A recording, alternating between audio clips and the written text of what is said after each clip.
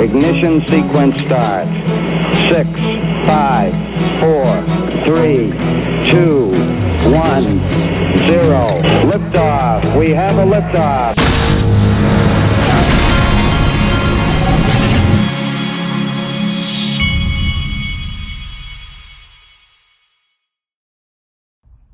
Hey everybody, this is the Digital Asset Investor, and I wanted to give a little perspective this morning. I happened to see this, this is from Perry Ann Boring's Twitter thread, and I happened to see this. It says, "We survived the crypto winter 2018, because in what's been going on the last year or so, everybody's all freaked out like this is this is so much worse than it's ever been, and that's just not true. I don't care what's going on, FTX, Genesis, all the different things. It's been a lot worse than this. I've been through, I think, 4 or 5 of these, like at least since 2013. What this lady right here is saying is 1,000% correct, but it's not just millionaires.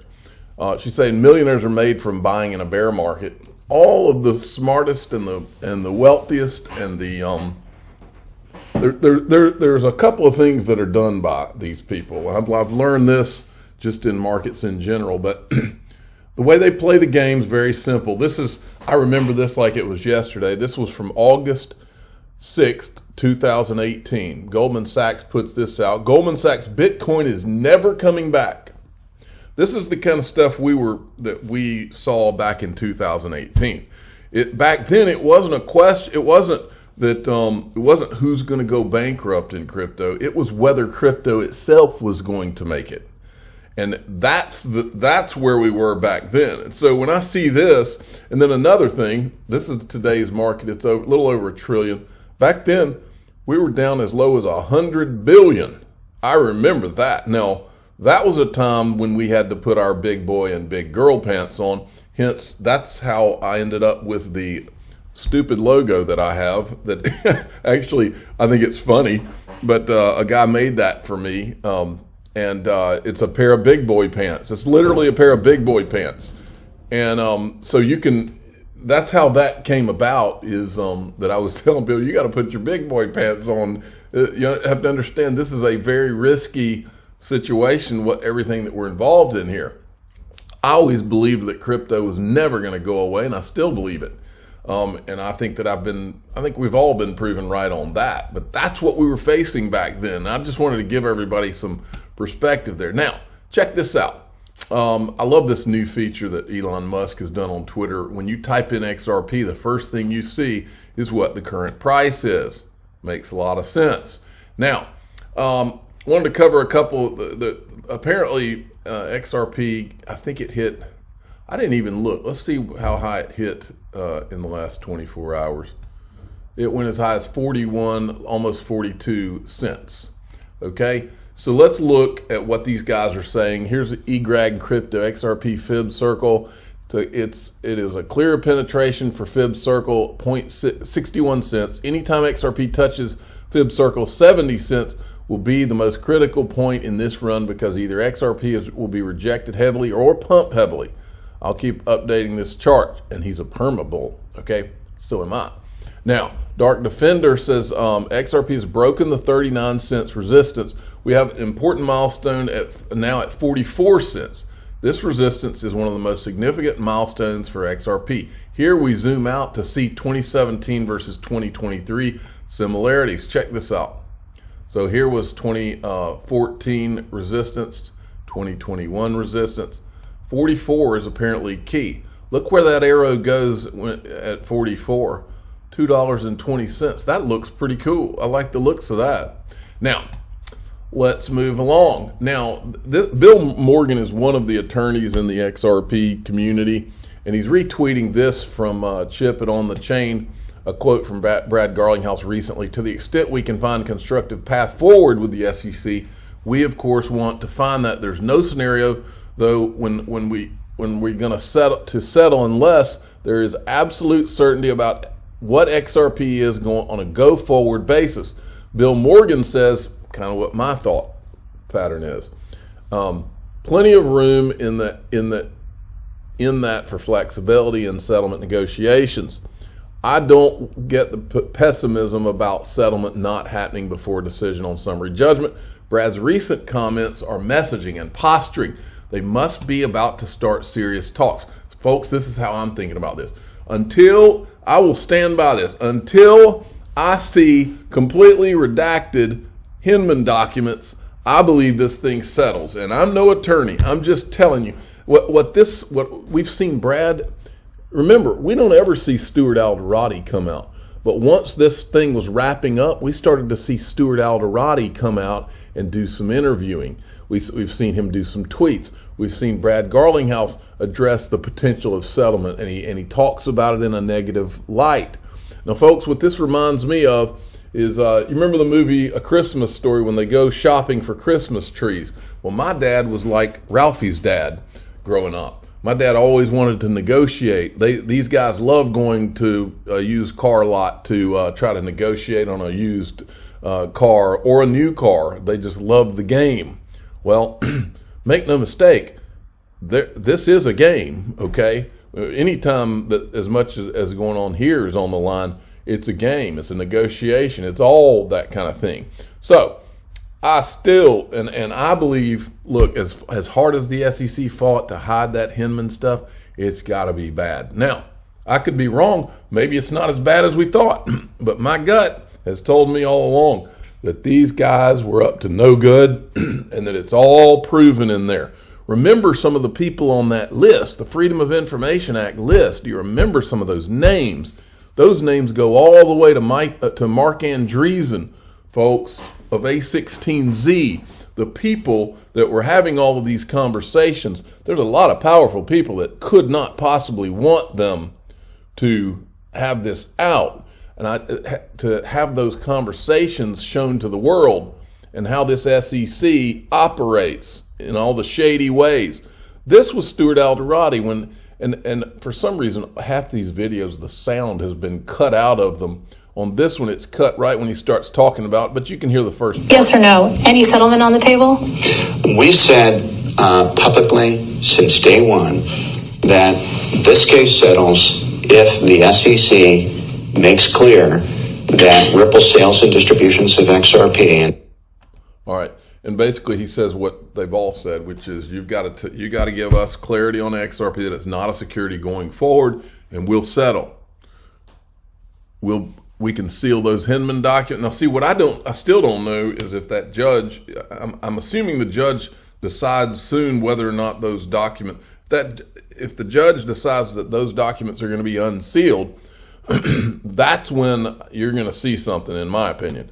Now, like I said, that could be a total chess move on the part of the SEC, and there's nothing in there, but I don't believe that, not based on what Brad Garlinghouse said. And I believe Brad Garlinghouse keeps on bringing up how awful the things in those documents are. And so it wouldn't surprise me at all if we get a settlement because of it. Now, listen to what this guy says. He's talking about all the speculation, the cartoon monkeys that went on last year.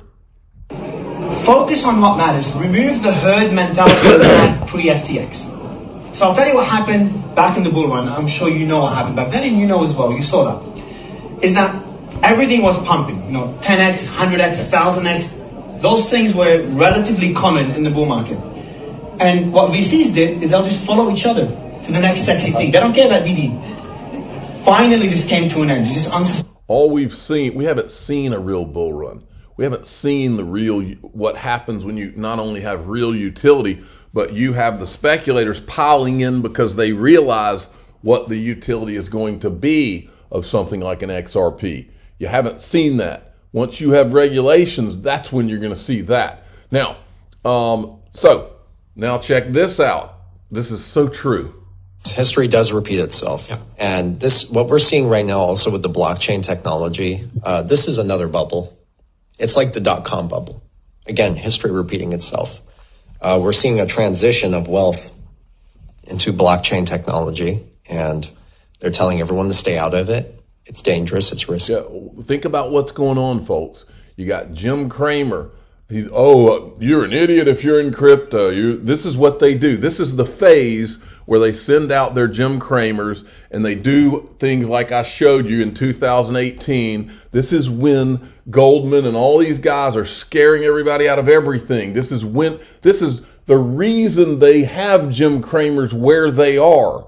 CNBC is not there to inform you. CNBC is there to scare you when you need to be scared and tell you to buy when you need to be told to buy. That is what these people are for. That is the reason that social media is so powerful, because all of a sudden you have just a bunch of honest people that are out there telling you what they really think and that aren't being manipulated or trying to manipulate you. It's dangerous. It's risky. It's that.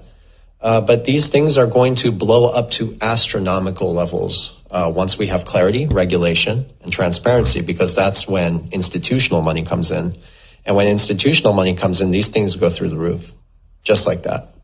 But then again, it's not just XRP. We have XLM, XDC, IOTA, Algorand, HBAR. HBAR, by the way, many people don't know this. They work very closely with the military-industrial complex. You'd be so surprised how close the military is and hedged they are with HBAR, because they are going to use this technology to develop military applications. I believe that too. And then this right here is Michael Flynn, who's the former National Security Advisor of the U.S. Watch this. But Executive Order 14067 is an executive order on central bank digital currencies, and it is in effect as of 13 December this past month. And this current government, along with some private actors, are right now in a beta test, about a 90-day beta test. And that beta test is to start to test this idea of a central bank digital currency.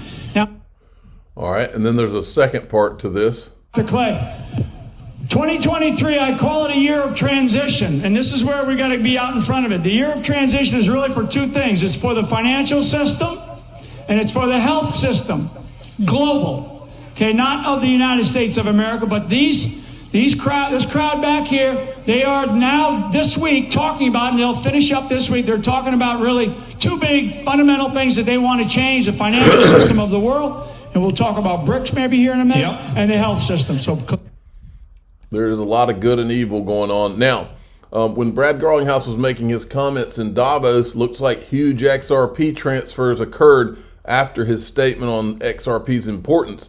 And if you missed it, I remember when I first started this channel, all we heard from the naysayers, the banks will never use XRP. That was the whole slogan. And Brad Garlinghouse said 50% of all their transactions are being done in XRP now. Wow. Here's Brooks Entwistle from Cointelegraph interviewed him. You guys have weathered a lot of noise over the last couple of years. What does 2023 look like for the organization and the uptake of XRP and Ripple in general? Sure. Well, we're excited about 2023. We'll continue to hire, but selectively. We're not naive to the fact that the macro environment is continuing to be challenged. We'll continue to focus internationally. We've been doing that for some time. Brad, all of us are out there talking about that piece of it, so the international build will continue. We need to get our core business right and continue to grow that dramatically.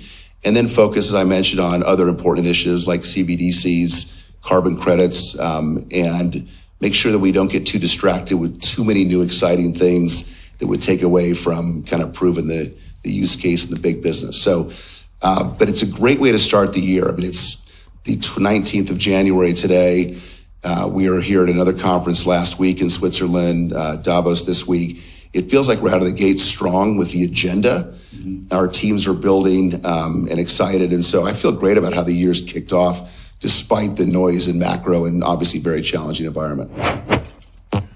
There you go. Now, this is interesting right here. I saw this come across. Excited to represent Stellar on CFTC FAM. This is the Commissioner FAM from the CFTC, who's been pro-crypto. Her Global Markets Advisory Committee and help ensure the conversation includes a blockchain point of view. So I wanted to ask her, because I do think that she has good intentions. Hey, Caroline fam, I'm totally confused. The CFTC and the SEC planned with the ETH gang, Consensus, Joseph Lubin, Andrew Keys. Ethereum got us an SEC free pass. And we know that there's disguised whales from the ICO of that to this day that nobody seems to want to track down. CFTC and SEC planned with FTX. FTX was a fraud. Ripple gets sued by the SEC and is not accused of any fraud. SEC leaves Stellar alone and allows Jed McCaleb, while the SEC lawsuit against Ripple is going on, to continue to sell XRP. Stellar now plans with the CFTC. Red flags everywhere. I'm totally confused. I would love for someone to explain that to me. Now, her global markets advisory committee, I decided to look to see who's on it. We've got HSBC, BP, Chamber of Digital Commerce, Perry and Boring, Citadel, DTCC. There's the guy from Stellar. We've got, let's see, anybody else? Goldman Sachs is on it. We've got SGX Group, which is, I think, out of Switzerland. We've got, who else do we have? We got Coin Fund, BlackRock, Virtue Financial, JP Morgan, BNY Mellon, ICE, that is the parent company of BACT, CME Group, Morgan Stanley, Fidelity, DRW is a crypto company. So that's what's going on. Now let's finish with this. XRP, the Standard Productions, who is parity, says just in, Ripple and SEC attorneys spotted together in New York City, in a New York City Dunkin' Donuts. Settlement talks. Settlement talks sounds like it. That we might have to use settlement talks as a thumbnail just because of XRP Productions. I'm the digital asset investor. I'm not an investment advisor. This is for entertainment purposes only. Please subscribe, hit the like button, tell your friends and family. Settlement talks. Thanks for listening.